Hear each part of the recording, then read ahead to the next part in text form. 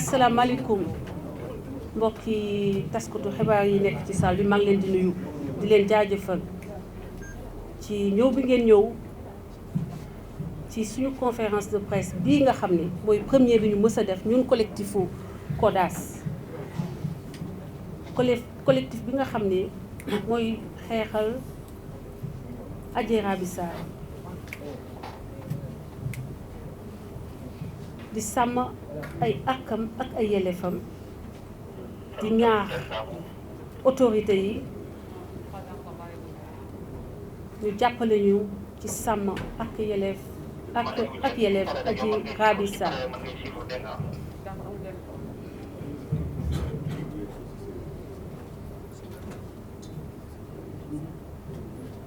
jamono yu ñu weesu gis nañu ne am na ay événements yu fi am yu métti bu jéggi dayoo ba ay bakkan rot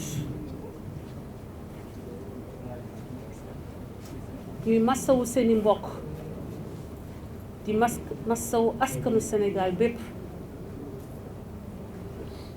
di wax ni lii fi amoon ñu ngi ñaan yàlla mu bañ fi amati boo leen seetloo man sama taxawaay ci mbiru politique daanaka ànduma ak kenn ku nekk ci dëgg ma ànd ak yow li gën ci Sénégal rek lay xeex fu ma gis ni lii taxaw du intérêt Sénégal damay taxaw jàkkaarloog moom ku taxaw menacer intérêt Sénégal ma taxaw jàkkaarloog yow ñu toll ci jamono yoo xam ne liy menacer intérêt Sénégal jógewul ci pouvoir d'habitude liy menacer liberté d'expression ci pouvoir la doon jóge jamono soppeeku ba liy menacer liberté d'expression ak liberté sénégalais yi mu ngi jóge ci biir opposition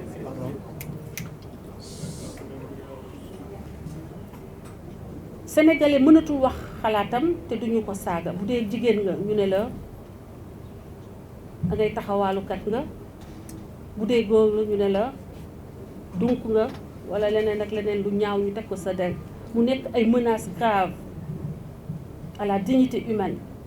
ay violations dignité humaine ñu koy dund quotidiennement mu mel ni rek virtuel bi dafa permettre benn dictature bi nga xam ni moo waral lii amoon fii Sénégal jamono yi ñu weesu ñun ñuy défendre Adji Raby Sarr défendre ñu ko ndax am ku ñu bañ wala ku ñu contre yàgg nañu défendre ñoo xam ne dañoo laal seeni ak seeni yelleef défendre nañu homme politique bu fi mës a am problème taxaw nañ sa wet défendre la ku ñu tooj ku ne Sénégal man Françoise Hélène Gaye taxaw naa sa wet xeexal la te duma la xam na ma taxawee démb doon xeexal Ousmane Sonko jàppoon ni ko dama ko tooñ noonu laa taxawee tey jàkkaarloog moom ndax moom moo tooñ askanu Sénégal moom moo tooñ doomu Sénégal ndax loo xam ne ñaari nit a ko sëkk ana lu ci yoonu askanu Sénégal ana lu ci yoonu appel à mortal combat ana lu ci yoonu deuxième vague nit ñi di jooy seeni néew noppeeguñu ngay woote deuxième vague ñuy wax ni li mu nekkee ni mu taxawee jàkkaarloog république moo tax ñu taxaw ñun àndandoog république ndax ñun Sénégal kese moo ñu ñëw Sénégal kese ñu tax a xeex li nga xam ne moo am solo mooy que sénégalais boo gis ñu sàmmal ko ay akam ak ay yelleefam te sénégalais yépp yam képp devant la république devant la justice te nag homme politique boobu nga xam ni moo taxaw jàkkaarloo suñu compatriote bi Adji Raby Sarr taxawalul askanu Sénégal boppam la taxawal ndax taxawal boppam moo tax ba mu nekk woote ba ay bakkan faatu ngir moom coobare boppam ndax la muy xeex moom bokkul ak li Sénégal yittewoo ci jamono ñu toll nii ndax Sénégal jàmm la ñu soxla ndax gis nañu dëkk réew yu nekk suñu wet la fa am donc point sensible yooyu noonu mu laal mën na yàq lu bari Sénégal ndax suñuy frontière xam nañu lu ñu mel te gis nañu ñi ñu gane si jamono ñuy weesu ak lim ñu jural donc ñuy ñaax nguur gi di wax ni ñun jigéen ñi la ñuy xeexal dossier bii nga xam ni moo nekk ci seeni loxo ñu bëgg ñu àtte ko ñaari doomu Sénégal ñoo jote yoonu askan wi nekku ci ñoom ñaar dañuy taxaw jàkkarloo yoon ñu àtte ku nekk ñu jox la la nga yelool ku nekk xam ni amul benn citoyen bu ëpp moromam doole ci kanamu république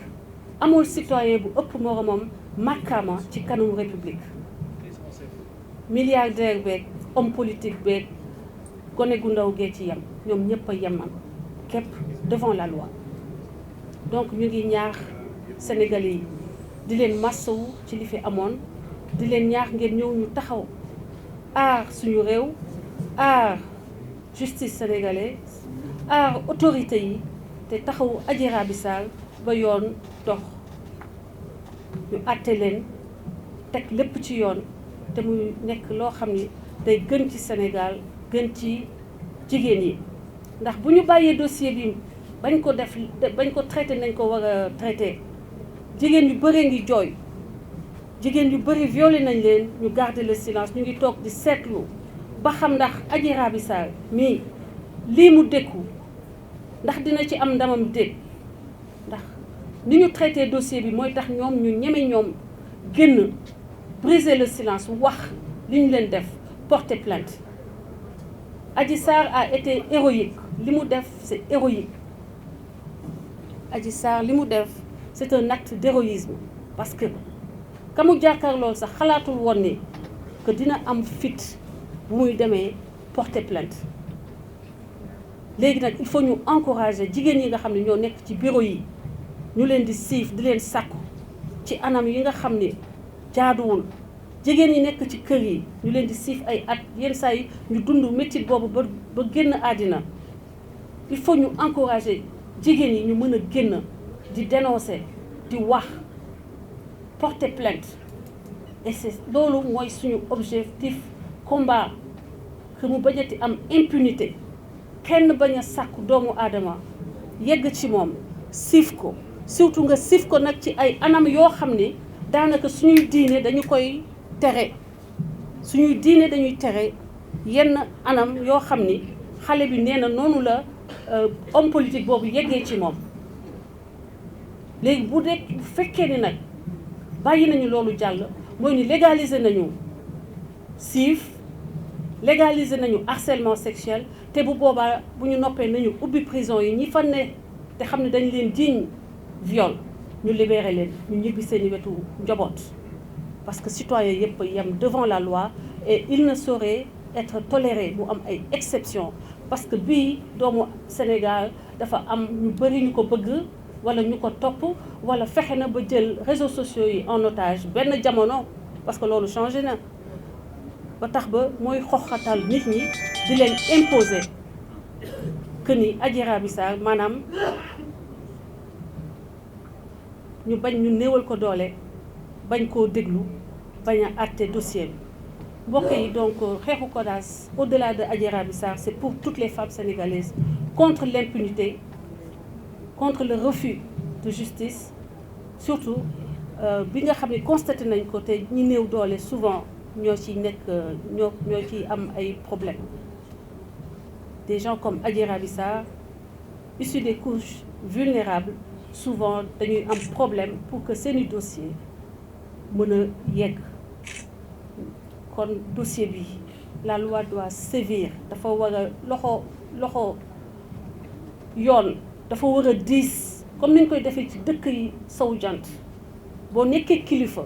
nga def faute sa daan mooy gën a diis que suñuy daan Samba Boy wala benn mbojo kilifa bu def erreur daan bi dafay gën a diis pour di jox leçon ñeneen ña ca des won leen ni que république bi xamul ay milliards xamul ay tur xamul ay daraja. Tous les citoyens sénégalais sont égaux devant la loi maa ngi leen di gërëm di leen sant merci.